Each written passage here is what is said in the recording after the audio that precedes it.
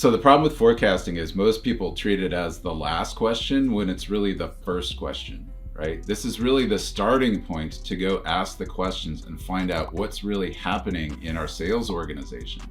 And it's funny because we end up doing it anyway in deal inspection calls and one-on-ones between sales managers and the reps, sales managers and their boss. So throughout the sales organization, we just do this in a way that's about words and communication. And it ends up being this telephone game between what's actually happening between the customer and the rep and how that moves through all of this communication through the organization. And then that all gets distilled into a final answer that sits in these numbers, which just abstracts away all the real information that you need to understand what's happening.